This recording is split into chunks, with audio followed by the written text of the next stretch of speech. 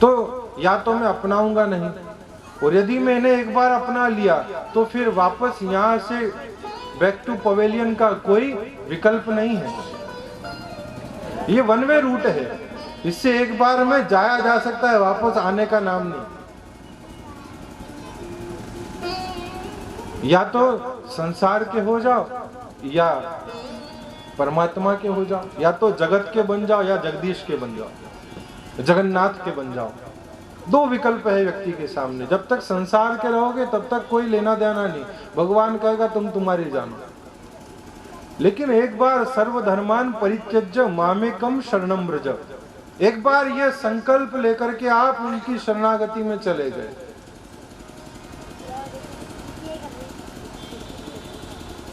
तो फिर उसके बाद में वापस लौटने का कोई स्थान नहीं, कोई विकल्प शेष नहीं रहता।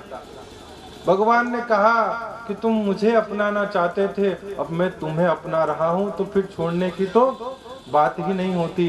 भगवान ने इसके दुग्ध के साथ साथ इसके प्राणों का भी पान कर लिया।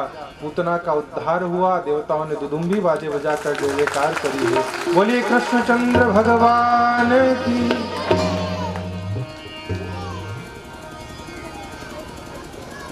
जो अपावन थी वह परमात्मा के सामीप्य से परम पावन बन गई।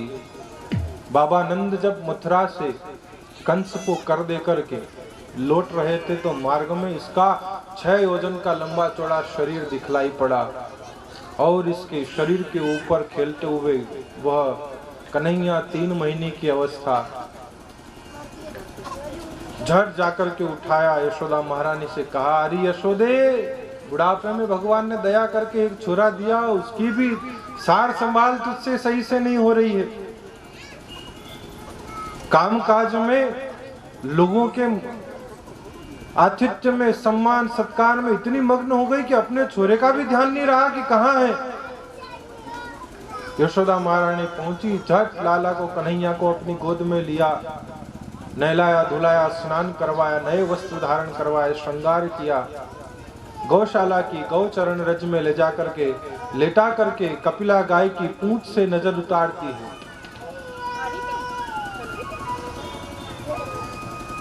बाबा नंद ने कहा कि अब इस इतने बड़े शरीर का अंतिम संस्कार कैसे किया जाए,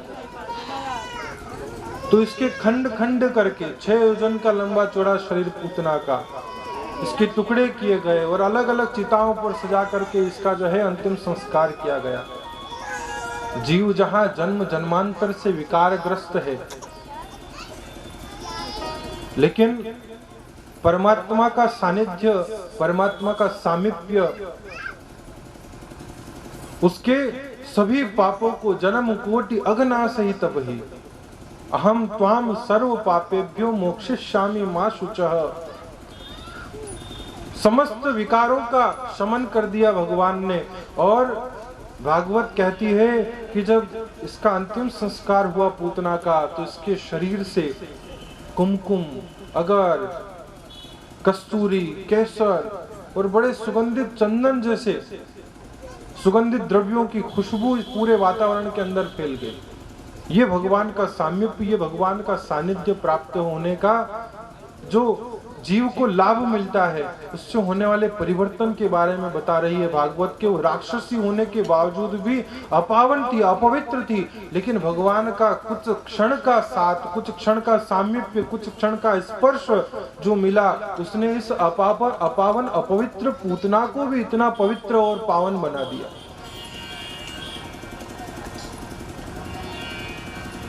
महारानी यशोदा भगवान को ले जा करके अपने कक्ष में, अपने भवन में ले गई और दुग्ध पान करवा करके लाला को वापस पालने में झूले के अंदर। अब झूला भी साहब पुराने जमाने में कहाँ आज के जमाने की तरह झूले होते थे। वो कपड़े को झोली बना करके उसमें कन्हैया को, लाला को एक बैलगाड़ी के नीचे ले जा करके टांग दिया, बांध दिया दोनों कपड़े के 2 छोर, और इधर माँ तो अपने कामकाज में लग गई। बर्तनों का जिसके अंदर माखन, दूध, दही, घी रखा हुआ था, वह छकड़ा, वह बैलगाड़ी जिसके ऊपर बड़े बड़े पात्र रखे हुए हैं। असुर शकट नाम का दैत्य आकर के उस समय बैठा है, विचार कर रहा है कि मैं इस बैलगाड़ी को पलट दूं तो यह बालक जो इस पल्ले में, इस झूले में सो रहा है, मर जाएगा दब करके। वह सोच रहा है। इतने में श्याम सुंदर कृष्ण कन्हैया ने अपना एक चरण बाहर निकाला और धीरे से उस बैलगाड़ी को जोर का एक झटका दिया, और जैसे ही वह झटका लगा बैलगाड़ी उलट गई और यह असुर उसके नीचे दब करके प्राणांत हो जाता है। देवताओं ने दुदुम्बी बाजे बजाकर जय जयकार करी, बोल कृष्ण कन्हैया लाल की। अब जैसे ही यह बैलगाड़ी उल्टी, बर्तन फूटने की आवाज आई तो आसपास के अड़ोसी पड़ोसी इकट्ठे हो गए। महारानी यशोदा झट दौड़ करके आई, देखा तो कन्हैया एक तरफ, बैलगाड़ी पूरी उल्टी पड़ी है। बड़ा आश्चर्य हुआ कि बिना किसी भूकंप के झटके के यह बैलगाड़ी अपने आप अचानक पलट कैसे गई। तो आसपास जो बालक थे खेल रहे थे,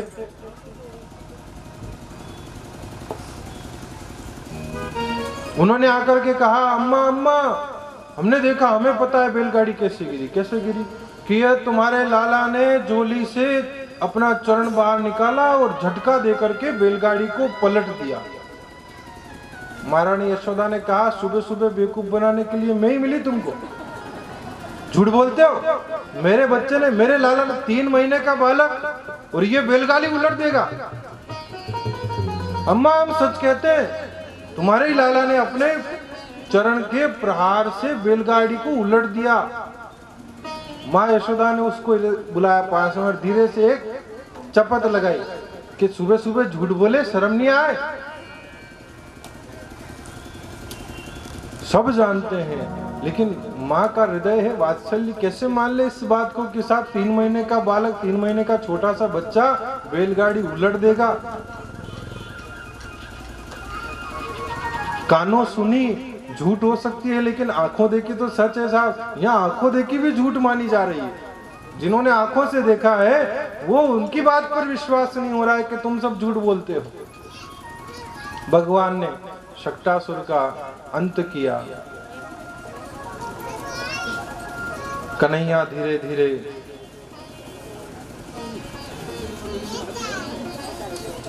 अपनी अवस्था के अनुसार, समय के अनुसार 6-7 महीने के होने लगे।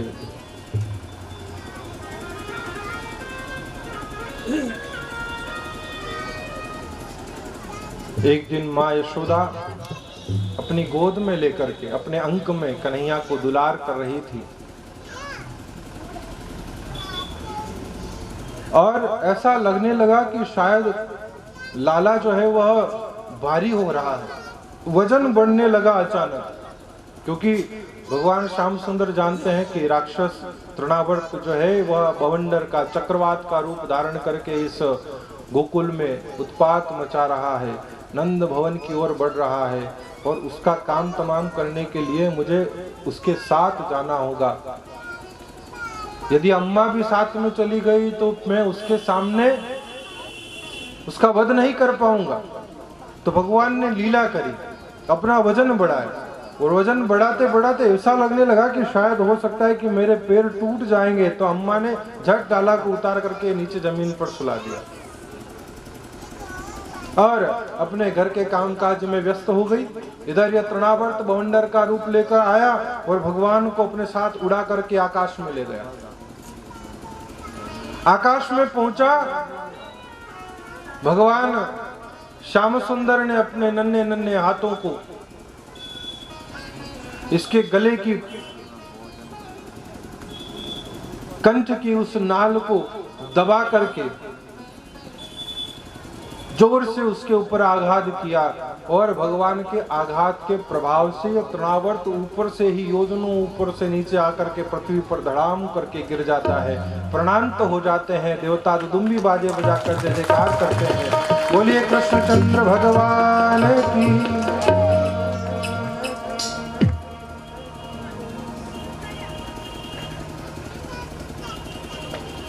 6 महीने का बालक अपने आप धीरे धीरे अगर उसका बैलेंस बढ़ने लग जाए तो बैठ जाता है।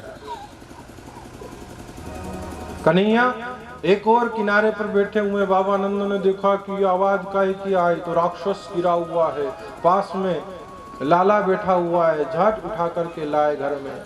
जब जब जैसी जैसी विपत्ति आई तब तब उसके निवारण के उपरांत बाबा नंद माँ यशोदा ने स्वस्ति वाचन और ब्राह्मणों को दान दिया है कि ये कोई पूर्वजों का अनुग्रह, उनका आशीर्वाद है, परमात्मा की अहेतुक कृपा है जो हमारे लाल के ऊपर इतने संकट आते हैं फिर भी वह सुरक्षित बच जाता है। हम क्या करते, कोई भी मुसीबत आएगी सबसे पहले भगवान के मंदिर के ताला देंगे, सबसे पहले भगवान को दोष देंगे। अच्छा किया तो सब अपने मत है, हाँ साहब। यदि उसके द्वारा दिए गए सुख में आप प्रसन्न होते हैं तो प्रारब्धवशात प्राप्त हुई प्रतिकूलता में उसे दोष क्यों देते हैं?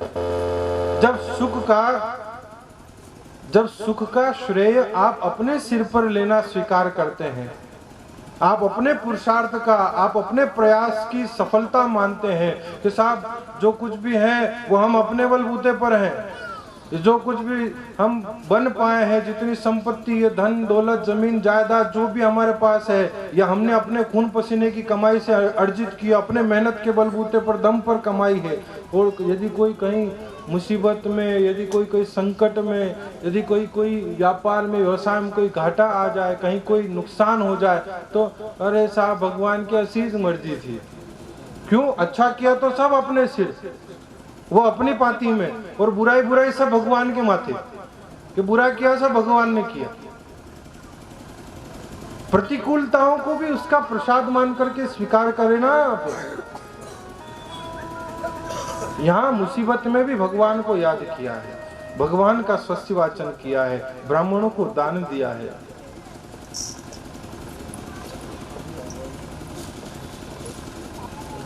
महाराज नंद बाबा के गोत्र के पुरोहित हैं शांडिल्य मुनि, लेकिन शांडिल्य मुनि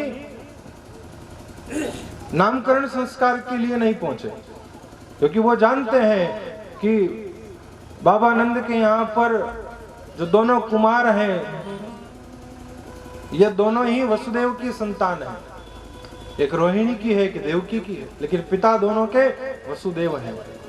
तो मैं जाकर के नामकरण क्यों करूं? पहुंचे नहीं शांडिल्य मुनि। वसुदेव जी को जब इस बात के बारे में पता चला तो उन्होंने अपने कुल पुरोहित महर्षि गर्गाचार्य, जो ज्योतिष विद्या के प्रणेता हैं, जिन्होंने ज्योतिष शास्त्र की रचना की है, महर्षि गर्गाचार्य से कहा, निवेदन किया कि भगवान आप जाकर के जरा मेरी दोनों संतानों का नामकरण संस्कार संपन्न करवाएं। बच्चे 6 महीने से ज्यादा अवस्था के हो चुके हैं, अभी तक बेनाम के ही हैं, बिना नाम से ही लोग जो है परिवार वाले उन्हें जान रहे हैं, आप जाकर के नामकरण संस्कार संपन्न करवाएं। गर्गाचार्य जी पहुंचे और बाबा नंद के यहाँ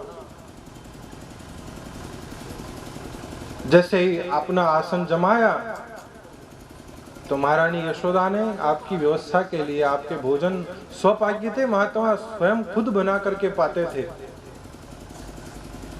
तो जो कच्चा सामान होता है सामग्री सिद्ध करने के लिए वो दे दी कि महाराज ये आप लो। चूल्हा आंगन लेप दिया, अच्छा सा व्यवस्थित व्यवस्था करके सारा कच्चा आटा दाल सामान इत्यादि उपलब्ध करवा के कहा कि आप बनाओ खीर पूरी और पाओ भगवान को भोग लगा करके, आप स्वयं सिद्ध करें। गर्गाचार्य जी जो है सारी सामग्री लेकर के खीर पुआ तैयार किया और खीर लेकर के ठाकुर जी को तुलसी इत्यादि जो है सिद्ध करके, जैसे ही ठाकुर जी के सामने शालिग्राम जी जो थे, ठाकुर जी साथ में सेवा में, उन्हें निकाला अपने झोले से और झट सिंहासन पर पधरा करके उन्हें भोग निवेदन किया। अब महात्मा की पद्धति थी कि वो ठाकुर जी को भोग लगाने के लिए आंख बंद करके स्तुति गायन कर रहे थे। तुभ्यम वस्तु गोविंद तुभ्यम समर्पयेत्। और इधर कन्हैया अपने बड़े भाई दाऊ के साथ में खेल रहे थे, भगवान घुटनों पर चलने लगे थे। तो दाऊ से कहा, दाऊ खीर की बड़ी खुशबू आ रही है और महात्मा बुला रहे हैं भोजन करने के लिए, तुम तनिक देर ठहरो तो मैं जरा पाकर के आ जाऊं। दाऊ ने कहा हो पाकर के आ जाओ, जरा अच्छी हो स्वादिष्ट हो तो मुझे बुला लेना। भगवान पहुंचे और झट गर्गाचार्य जी तो आंख बंद करके बैठे थे, भोग लगा रहे थे, और यह पहुंचे और लिया खीर का पात्र और पाने लगे। खीर पा करके फ्री हो गए, बर्तन सब निपटा करके, और ठाकुर जी तो फिर वापस खेलने में लग गए। इधर ये महात्मा जैसे निवृत्त हुए, देखा तो सामने खीर गायब। खीर कहाँ गई? देखा तो आसपास खीर के जो है कण बिखरे हुए हैं, पात्र इधर उधर औंधा पड़ा हुआ है। और देखा कि अरे ये किसने किया, तो नजर पड़ी तो लाला जो है उधर खीर से मुंह पूरा गंदा हो रहा है, हाथ पैर सने हुए हैं और खेल रहे हैं। आवाज लगाई, अरे यशोदा तेरा छोरा कितना उत्पाती, कितना उद्यमी है, इसने मेरा पूरा भोग झूठा कर दिया। ठाकुर जी को बिना भोग लगाए सारा प्रसाद इसने अपवित्र कर दिया। महारानी यशोदा ने कहा, अरे महाराज गलती हो गई, दया करो, क्षमा करो, मैं आपको दूसरी सामग्री दे देती हूँ, दूसरी बार फिर पुनः आदन लेपन कर दूंगी, आप दूसरी बार एक बार और भोजन बना लें। अब की बार जो है मेरा बच्चा है, नादान है, ना समझ बालक है, अज्ञानी है, ये क्या समझे ठाकुर जी का भोग, ये क्या समझे प्रसाद, ये क्या समझे नैवेद्य। अब की बार मैं इसे समझा दूंगी, अब की बार नहीं आएगा। दूसरी बार फिर गर्गाचार्य जी ने चूल्हा चेताया, फिर से खीर बनाई, फिर से भोग लगाने के लिए सामने तुलसी दल अर्पण करके ठाकुर जी को वापस समर्पित किया। नाभ्या सिदंतरिक्ष गुम विष्णु देहो समवर्तत पद्भ्याम भूमिर्दिशः श्रोत्रा तथा लोकाम अकल्पयन्न। जैसे निवेदित किया ठाकुर जी फिर जो है दाऊ से बोले, दाऊ महाराज ने फिर दूसरी बार खीर बनाई है, फिर बुला रहे। वाह कन्हैया लाला जया, लेकिन नेक थोड़ा प्रसाद मेरे लिए भी लेकर के आ जाना, पहली बार अकेले अकेले खा करके आ गया। फिर पहुंचे ठाकुर जी, जय गए और जाकर के महात्मा तो आंखें मूंद करके बैठे हैं, इन्होंने उठाया पात्र और पाने लगे। अब महात्मा इस बार थोड़े सावधान थे, आवाज पात्र की आई तो आंखें खोल करके देखा तो सामने लाला। फिर यशोदा को आवाज लगाई, अरे यशोदे देख तेरा ये छोरा फिर आकर के सब मेरा प्रसाद झूठा कर दिया। अब तो महारानी यशोदा ने कहा, अरे वाह महाराज, महाराज एक बार और क्षमा कर दो, मैं अब की बार इसे कमरे में ले जाकर के मूंद दूंगी, आप एक बार और प्रसाद बना लो। गर्गाचार्य जी ने फिर एक बार प्रसाद बनाया, फिर भोग लगाया, ठाकुर जी फिर आ गए पाने के लिए। महात्मा पहचान नहीं पाए, कहा, अरे उद्यमी बालक, नादान, मेरे भगवान के ठाकुर जी के प्रसाद को बार बार झूठा कर देता है। कन्हैया कहते हैं, लाला कहते हैं, अरे महाराज मैं क्या करूं, तुम ही बुलाते हो बार बार तुम ही कहते हो आओ ठाकुर जी भोग लगाओ भोग लगाओ। अब मैं आकर के भोग लगाऊं तो तुम मुझे जो है बड़े नाराज होते हो, रुष्ट होते हो, एक तो खुद बुलाते हो और फिर खाने नहीं देते हो। गर्गाचार्य जी को बड़ा आश्चर्य हुआ कि मैं जिसे बुला रहा हूं ये बालक आ रहा है। भगवान ने अपना वास्तविक स्वरूप का दर्शन करवाया। गर्गाचार्य जी धन्य हो गए, कृतकृत्य होकर के चरणों में गिर पड़े। भगवान ने कहा, देखो ये बात तुम्हारी और हमारे बीच ही रहनी चाहिए, ऐसा नहीं कि तुम जाकर के बाबा नंद ने माँ यशोदा से कह दो कि अरे ये तुम्हारा छोरा नहीं है, जगत का पिता है पूरा, स्वयं नारायण है। मैं यहाँ पर अपनी बाल लीला करने के लिए इनके पास आया हूँ, दूध दही घी मक्खन चुराने के लिए, इन गोकुल वासियों को आनंद प्रदान करने के लिए, इनका प्रेम, इनके भाव, इनके अनुराग में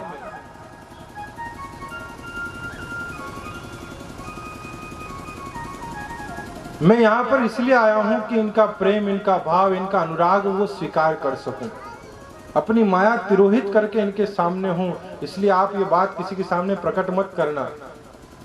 गर्गाचार्य जी ने ठाकुर जी के दर्शन करे, क्षमा प्रार्थना करी कि प्रभु मैं नादान अज्ञानी था, आपकी माया के कारण आपको पहचान नहीं पाया। अगले दिन गर्गाचार्य जी ने कहा कि बाबा नंद देखो मैं आपका कुल पुरोहित नहीं हूं, यदुनाम अहम आचार्य ख्यातश्च भुवि सर्वतः सुतम मया संस्कृतम ते मन्यते देवकी सुतम। और आपके यहाँ तो ये परिपाटी है कि ठाकुर जी करवट भी ले तो उसका भी आप उत्सव मनाओ, उबासी भी ले लाला तो उसमें भी ढोल नगाड़े बाजे बजा करके आप दान पुण्य धर्म करते हो, उसकी भी खुशी मनाते हो। आपके यहाँ तो ठाकुर जी की प्रत्येक लीला का जो है महोत्सव के रूप में आप आनंद के साथ में, उल्लास के साथ में जो है उसकी खुशी मनाते हो। और यदि नामकरण संस्कार मैंने किया और उसकी भी खुशी मनाई तो हो सकता है कहीं कंस को पता चल जाए कि गर्गाचार्य जी जो है नंद के लड़कों का नामकरण संस्कार क्यों करने गए, तो मुसीबत आपके लिए बढ़ जाएगी। इसलिए गुपचुप रीति से यदि करो नामकरण संस्कार तो मैं तैयार हूँ। बाबा नंद ने कहा ठीक महाराज, जो आपके आगे, आप जैसा कहोगे वैसा कर लेंगे। आप चाहते हो गुप्त रीति से नामकरण हो, गुप्त रीति से, किसी को कानो कान खबर नहीं चलेगी। एकांत में गौशाला की पवित्र पावन भूमि में ले जाकर दोनों पुत्रों को लिटाया गया, रोहिणी और यशोदा की दोनों संतानें।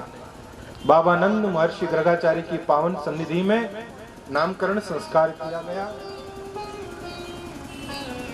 और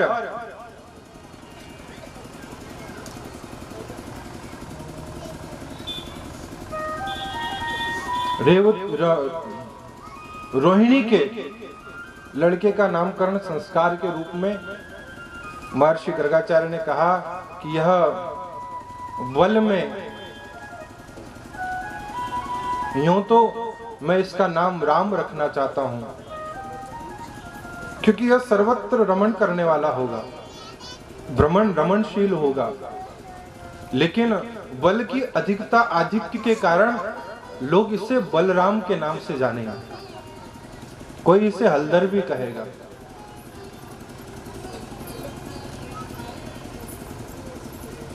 और यशोदा के लड़के का नामकरण संस्कार करने के लिए कहा कि बहूनि संति नामानि रूपाणि च सुतस्यते गुण कर्माणु रूपाणि तान्यहं वेद नो जना।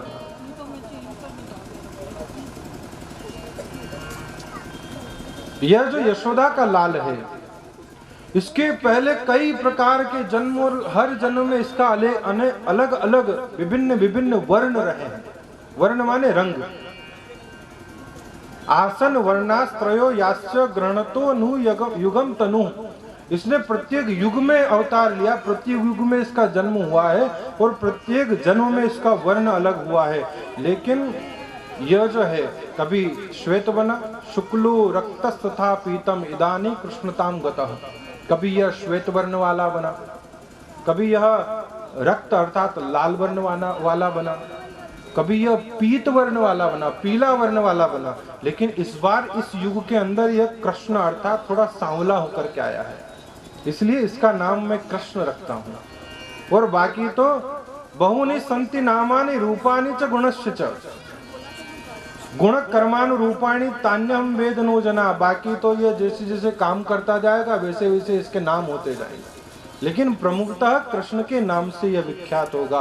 अब तो पूरे गोकुल के अंदर दोनों बालकों के नामकरण संस्कार के साथ में ही बलराम और श्री कृष्ण के नामों का उच्चारण होने लगा। भगवान कृष्ण और बलराम धीरे धीरे अपनी बाल लीलाओं के माध्यम से बड़े होते होते गोकुलवासियों को भांति भांति के प्रेम प्रदान करने वाली, आनंद वर्धन करने वाली लीलाओं के माध्यम से आनंदित कर रहे हैं, उन्हें प्रसन्न कर रहे हैं। यह गोपिकाएं या ब्रजांगनाएं या गोकुल की रहने वाली नारियां अनेक अलग अलग बहानों को लेकर के कृष्ण के दर्शन की प्राप्ति की लालसा में नंद भवन की ओर आती रहती है। कहीं कोई वार्ता, कहीं कोई बातचीत, कभी श्रृंगार को लेकर तो कभी कृष्ण के हाव भाव को लेकर। कोई आता है तो उससे पूछती है कि आज कृष्ण का श्रृंगार कैसा था। तो वह श्रृंगार वर्णन करती हुई वह ब्रजांगनाएं, वह ब्रजनारियां, वह गोकुल की अहिरनियां आपस में कहती है कि जरी की पगड़ी बांधे सुंदर आंखों वाला कितना सुंदर लागे बिहारी, कितना लागे प्यारा। जरी की पगड़ी बांधे सुंदर आंखों वाला, कितना सुंदर लागे बिहारी, कितना लागे प्यारा।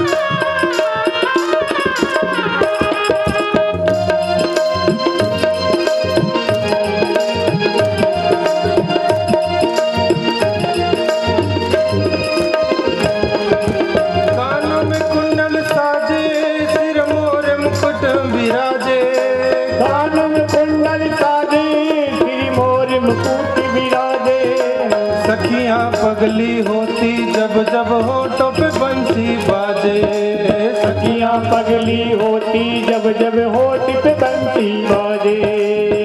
चंदा ये सामरा तारे है ग्वाल वाला, हे चंदा ये सामरा तारे है ग्वाल वाला। कितना सुंदर लागे बिहारी, कितना लागे प्यारा।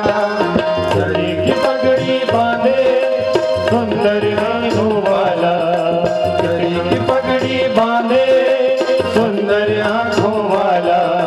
कितना सुंदर लागे बिहारी, कितना लागे प्यारा।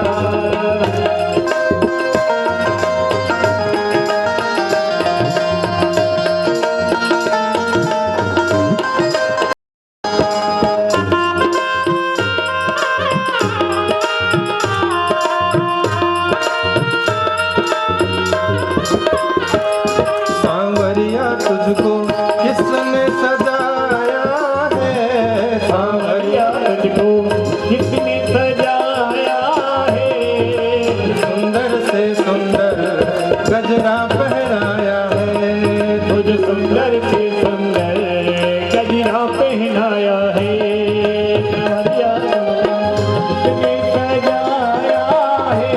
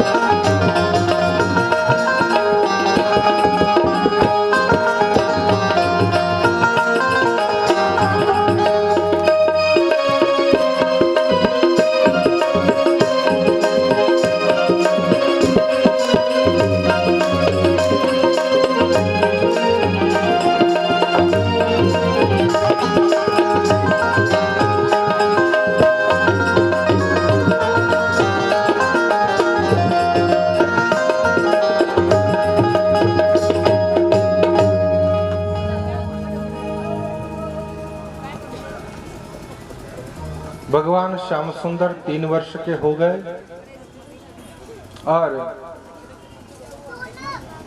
जैसे जैसे बड़े होते हैं वैसे वैसे नित्य नवीन लीलाएं, नित्य नवीन क्रीड़ाएं, नित्य नवीन उधम उत्पात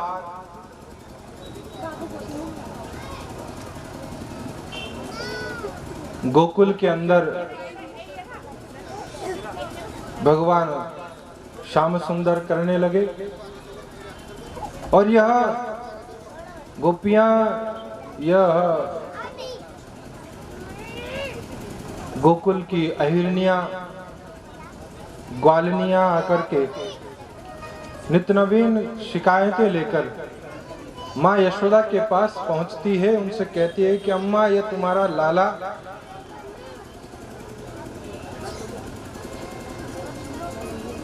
कभी हमारे घर में आता है, मक्खन चुरा ले जाता है।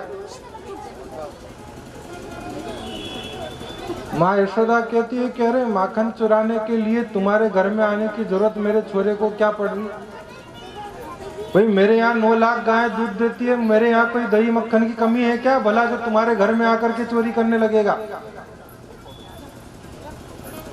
तो कोई गोपी कहती है कि अम्मा, मक्खन चुराए तो ठीक है, कोई बात नहीं, लेकिन मक्खन भी चुराता है तो साथ में पूरी ग्वाल वालों की टोली लेकर के आता है। 4 नीचे, 3 उसके ऊपर, 2 उसके ऊपर, फिर सबसे ऊपर ये। चलो, ये चुराए कोई दिक्कत नहीं, लेकिन ये साथ में आने वाले ग्वाल वालों को भी खिलाए। अम्मा कहती है तो क्या हुआ, तुम्हारी तरह कंजूस थोड़ी है मेरा छोरा, बड़ा उदार है, बड़ा सुहृद है, अकेला नहीं खाता, दूसरों को खिला करके बांट करके उसमें खुश होता है। अब ये भी चाल नहीं चली तो फिर तीसरी गोपी कहती है कि अम्मा, खाए खिलाए तो मक्खन बना किसके लिए है? इंसान के लिए, खाने के लिए। अब ये तो खुद तो खाए, जो खाए बंदरों को भी खिलाता है। महारानी यशोदा कहे बंदरों को खिलाए तो क्या बंदर जीव नहीं है? मेरा कन्हैया बड़ा उदार है, बड़े दिल वाला है, बड़ा दयालु है, सबके ऊपर दया करता है। फिर एक गोपी कहती है कि चलो ठीक है, बंदरों को भी खिलाए, लेकिन यदि कभी मक्खन नहीं मिले या इनका पेट भर जाए, खा पी करके तृप्त हो जाए, अब बच्चों कुछ बर्तन जो है ये फोड़ फाड़ के सब बिखेर करके पूरे घर में तहस नहस करके चले जाते हैं, उसका क्या करें? अम्मा ने कहा बच्चे हैं, थोड़ी बहुत तो उत्पात करेंगे ही सही, इसमें कौन सी बड़ी बड़ी बात है। अब साहब जो है गोपियां शिकायत तो क्या करती है, झूठ बोलती है सब। ऐसा कभी कुछ करते नहीं है कन्हैया, लेकिन यह कन्हैया को देखने के लिए, उसके दर्शनों की, कृष्ण दर्शन प्राप्ति की लालसा जो है इन्हें झूठ बोलने पर मजबूर कर देती है। भगवान के दर्शन करने के लिए, परमात्मा को पाने के लिए, भागवत कथा सुनने के लिए यदि घर वालों से झूठ भी बोलना पड़े तो उसमें भी कोई अपराध नहीं, उसमें भी कोई दोष नहीं। ये झूठ बोल रही है साफ कि तुम्हारा छोरा ऐसे आकर के कभी नुकसान कर देता है, कभी हमारे घर में ये बिगाड़ा कर देता है, बर्तन भांडे फोड़ देता है। तो यहाँ पर यह एतस्मिन् महाभागा प्रीति कुर्वन्ति मानवा, भगवान सुखदेव जी महाराज निवेदन करते हैं अपने इष्ट का, अपने आराध्य का पक्ष रखते हुए कि नारियो भी भवन्त्येतान विष्णु पक्षा निवास। अपना पक्ष रखते हुए सुखदेव जी महाराज कहते हैं कि भगवान तो ऐसा कुछ करते नहीं है, लेकिन प्रेम की वशीभूत हुई, यह दर्शनों की लालसा से लालायित यह गोपिकाएं सबकी सब पहुंचती है और नित्य नवीन शिकायतें लेकर के महारानी यशोदा से उल्हाने देती है, ताने देती है। तो महारानी यशोदा को, अम्मा को भी गुस्सा आ गया तो लाला को बुलाया, ए कन्हैया कन्हैया। कन्हैया सो रहे थे अपने पलने के अंदर, उठ करके आए श्याम सुंदर, आंखें मसलते मसलते भगवान माँ यशोदा के सामने आकर के पूछा, अम्मा क्या हुआ? सुबह सुबह आते ही माँ के हृदय से लग जाते हैं, छाती से चिपक जाते हैं श्याम सुंदर। और महारानी यशोदा कहती है कि लाला, ये सारी गोपिकाएं क्या कह रही है? तू इनके घर में जाकर के माखन चुराए, इनके बर्तन भांडे फोड़ दे, इनके चूल्हे में पानी डाल आए, और कभी कभी दूध दही घी मक्खन नहीं मिले तो गायों के बछड़ों को दूध द्वारी से पहले ही खोल दे ताकि वो सब इन गायों का दूध पी जाए और इनके हाथे पल्ले कुछ ना पड़े। ये सब आरोप प्रत्यारोप लगाए गए हैं, तुम्हारा क्या कहना है? श्याम सुंदर एक आंख से देखते हैं कि कौन है ये, मैं तो इनको जानता भी नहीं, अम्मा इनका घर भी नहीं देखा मैंने तो आज से पहले कभी। कौन सी गली में इनका घर है मुझे इस बात के बारे में भी नहीं पता है। और अम्मा तुझे विश्वास नहीं हो तो तेरे सर की सौगंध ये सब झूठ बोल रही है, तेरे सर की सौगंध ये सब झूठ बोल रही है। अब साहब अम्मा ने कहा कि एक तो ये सब शिकायत लेकर के आए, ये सब झूठ बोल रहे हैं, तू अकेला सच्चा है, तू अकेला सत्यवादी राजा हरिश्चंद्र का सपूत है? चल मैं तुझे दंड दूंगी। अब साहब दंड देने के लिए माँ यशोदा ले गई और उखल धान कूटने का जो था उससे ले जाकर के कन्हैया को बांधा। बांधती है तो रस्सी छोटी पड़ जाती है 2 उंगल, दूसरी रस्सी जोड़ी तो वो भी 2 उंगल छोटी पड़ जाती है, तीसरी रस्सी जोड़ी तो वो भी 2 उंगल छोटी पड़ जाती है। थक गई, हार गई, कन्हैया ने स्वयं बंधन स्वीकार किया है। भगवान कहना चाहते हैं कि यदि मुझे बांधा गया है तो प्रेम से बांधा गया है, पुरुषार्थ से नहीं, पराक्रम से नहीं, शक्ति से मैं बंधने वाला नहीं। भक्त कहते हैं कि प्रेम के बंधन में मोहन बंध गए,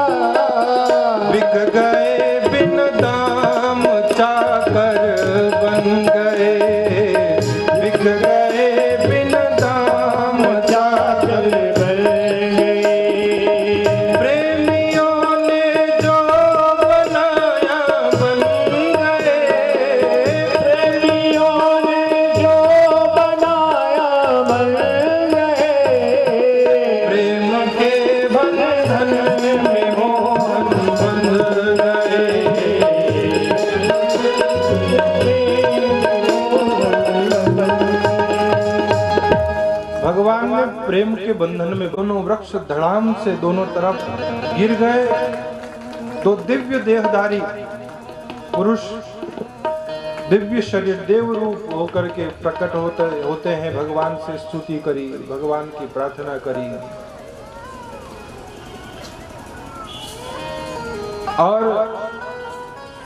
अपने लोक को प्रस्थान करते हैं। राजर्षि परीक्षित ने पूछा, भगवान ये कौन है? सुखदेव जी महाराज ने कहा कि राजन, यह कुबेर के लड़के थे, नल कुबर और मणिग्रीव। नारद जी को देख करके प्रणाम नहीं किया, संत को देख करके नमन नहीं किया, नमस्कार नहीं किया तो श्राप दे दिया। कह रहे ठूंठ की तरह खड़े हो, जाओ वृक्ष बन जाओ। उद्धार की कामना से चरणों में गिरे तो नारद जी ने कहा कि स्वयं भगवान योग योगेश्वर कृष्ण अवतार में आकर के उखल लीला बंधन के माध्यम से तुम्हारा उद्धार करेंगे। नारद जी का श्राप भी आज यहाँ पर वरदान के रूप में सिद्ध हुआ है। संत की प्रसन्नता तो कल्याण करती ही है, लेकिन संत का क्रोध, संत का गुस्सा, संत की अप्रसन्नता भी जीवात्मा के ऊपर आए हुए बड़े से बड़े संकट से उसे तार देती है, उसे उबार देती है, उसका निवारण कर देती है। वह भी उसके लिए कल्याणकारी है। नारद जी का श्राप भी यहाँ पर वरदान हुआ और भगवान श्री कृष्ण के दर्शन प्राप्त हुए। वापस पुनः अपने धाम को, अपने लोक को जाते हैं। नल कुबर और मणिग्रीव कुबेर की संतान दोनों के दोनों वृक्ष बनकर के खड़े थे। आज अचानक से दोनों वृक्ष धराशायी हुए तो बाबा नंद और समस्त गोप ग्वाल बाल इकट्ठे हो गए। देखा कि जो वृक्ष इतने वर्षों से बाप दादाओं के जमाने से इस गोकुल के अंदर खड़े थे, आज अचानक बिना किसी तूफान आंधी के गिर गए। आश्चर्यजनक घटना घटित हुई है। सबने विचार किया कि हो न हो, जब से लाला कन्हैया जन्मा है तब से इस गांव के ऊपर कुछ न कुछ नई नई मुसीबतें आती रहती है। लगता है इस भूमि का जो पुण्य है, इसकी जो ऊर्जा है, यह खत्म हो रही है, कम हो गए हैं पुण्य। यह भूमि अब हमारे रहने योग्य नहीं रही। किसी नई भूमि का चयन किया जाए जहां जाकर के सभी निवास करें।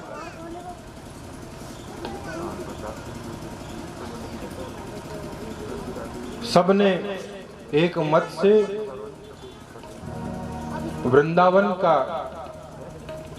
नाम सुझाया कि एक ऐसा क्षेत्र जो तुलसी के वन से घिरा हुआ है, गिरिराज गोवर्धन की तलहटी, और सब अपने अपने संसाधन लेकर, अपने सामग्रियों को, अपनी आवश्यकता की वस्तुओं को बैलगाड़ियों में लाद करके कृष्ण बलराम सहित वृंदावन के लिए प्रस्थान करते हैं।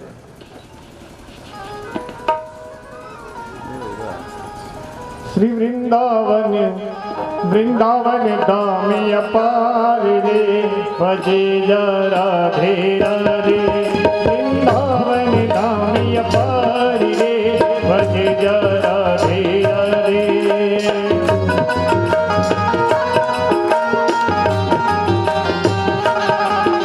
भजे राधे राधे, रचे जा राधे राधे। भजे राधे राधे, जति जा राधे राधे। पक जन्म सफल हो जाए, भजे राधे राधे। पक जन्म सफल हो जाए, भजे राधे राधे।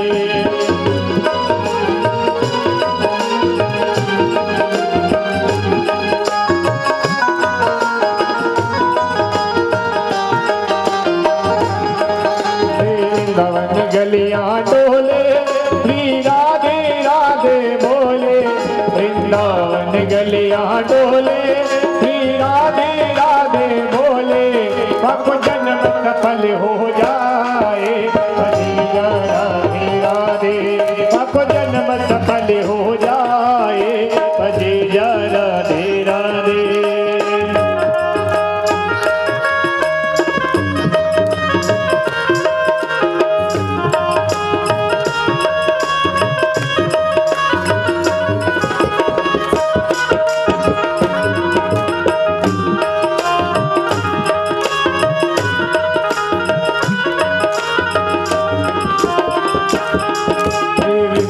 रास रचायो, शिव गोपी रूप बनायो। वृंदावन रास रचायो, श्री गोपी रूप बनायो। सब देवन करे विचार, भजे राधे राधे। सब देवन करे विचार, भजे राधे राधे। भजे राधे राधे, जपी जा राधे राधे। भजे राधे राधे, जपी जा राधे राधे। वृंदावन धाम अपार रे, भजे राधे राधे।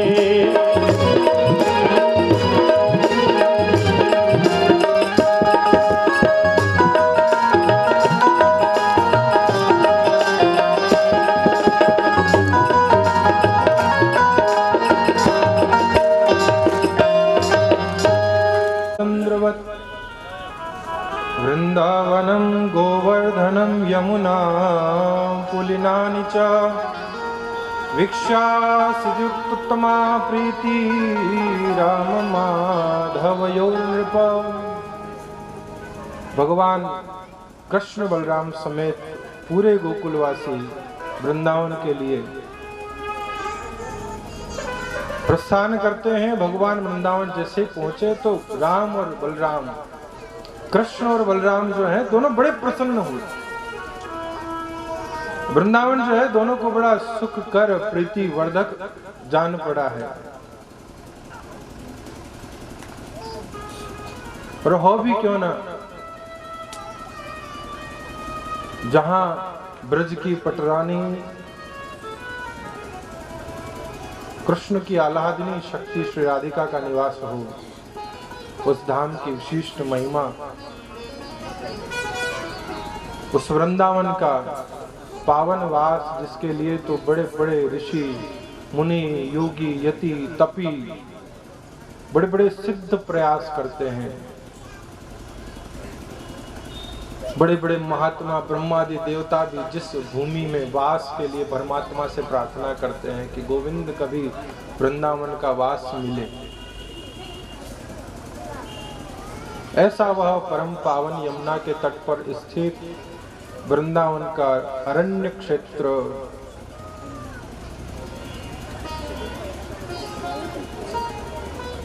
भगवान 6-7 वर्ष के हो गए तो अम्मा से कहते हैं कि अम्मा अब हम भी गाय चराएंगे। बाबा नंद ने कहा कि लाला अभी तुम खुद गाय के बराबर नहीं हुए, तुम गाय कैसे चराओगे? गाय तुमसे बड़ी, एक काम करो, गाय तो मैं चरा लूंगा, तुम बछड़े चढ़ाया करो। भगवान कृष्ण और भगवान बलराम बछड़े चराने के लिए अपने पूरी ग्वाल बालों की टोली सहित सब अपने अपने बछड़े लेकर के वृंदावन के परम पावन भूमि में यमुना काली नदी के तट पर नित्य प्रति रोज विहार करते हैं। भगवान नित्य नवीन क्रीड़ाओं के माध्यम से अपने सखाओं को, ग्वाल बालों को, गोपों को प्रसन्न करने वाली आनंद प्रदायिनी क्रीड़ा करते हैं। एक दिन तड़के सवेरे ही यह टोलियां अपने अपने बछड़ों को लेकर के साथ में भोजन तैयार करवा करके, भोजन की जो पोट थी, जो गठरी थी, अपने अपने कंधों पर लाद करके आ गए सवेरे सवेरे ही। घूमते घूमते एक और किसी मधुमंगल, श्रीदामा, मनसुखा, ये भगवान के सब सखा है बाल, तो एक ने कहा अरे कन्हैया कन्हैया वो देखो दूर से, वो देखो कितनी बड़ी आलिशान गुफा दिखाई दे रही है, चलो उस गुफा में चल करके देखें गुफा में क्या है। श्याम सुंदर ने कहा अरे अपने क्या करना गुफा उफा देख करके, उजड़ खेड़ा जाजे नहीं, जो बिना, जहां पर किसी की बस्ती ना हो, जो आवागमन का मार्ग ना हो, अपन जानते नहीं, अपन इस रास्ते से आए नहीं कभी, अनजानी जगह अनजान स्थानों पर जाना सही नहीं है, कुछ खतरा हो सकता है। लेकिन कौन सुने, बच्चे ठहरे सबके सब, आगे आगे 2 4 5 हुए तो पीछे पीछे बाकी के भी लाइन से चलते गए। कन्हैया ने सोचा कि यह सब के सब जा रहे हैं तो अब अपने को भी चलना पड़ेगा। ग्वाल बालों का समूह कन्हैया समेत अंदर प्रवेश किया तो वह गुफा तो थी नहीं, बड़ा भारी कंस का भेजा हुआ अघासुर नाम का अजगर का रूप बना करके राक्षस दैत्य मुंह फाड़े बैठा हुआ था। जैसे ही सब अंदर गए, इसने अपना मुंह बंद कर लिया। इसकी जहरीली श्वास से सबका दम घुटने लगा, बेसुध हो गया, चेत हो गए। भगवान श्याम सुंदर और भगवान बलराम ने देखा कि सखा ग्वाल बाल मित्र मंडली बड़े प्राण संकट में है, तो कन्हैया ने अपना शरीर बढ़ाना प्रारंभ किया और शरीर ऐसा बढ़ाया कि उसका मस्तक, उसका सिरोच्छेद करके भगवान बाहर निकल गए। अगासुर का प्राणांत हुआ, देवताओं ने दुदुम्बी बाजे बजाकर इधर ब्रह्मा जी के कानों में खबर पहुंची कि ब्रह्म का अवतार हो चुका है, परमात्मा ने अवतार ले लिया है, तो जरा मैं भी दर्शन करने का लाभ प्राप्त करूं। ब्रह्मा जी हंस पर बैठ कर के आए, देखा तो दृश्य था भगवान श्याम सुंदर अपने मित्र मंडली के साथ सबके सब भूखे थे, भूख लगी। इन्होंने कहा चलो कन्हैया कहीं भोजन करें कोई वृक्ष की छाया में। तो पूरी मित्र मंडली चारों ओर जुट करके बीच में कन्हैया बैठे हुए भोजन कर रहे थे। अब नियम ये था कि साहब जो भी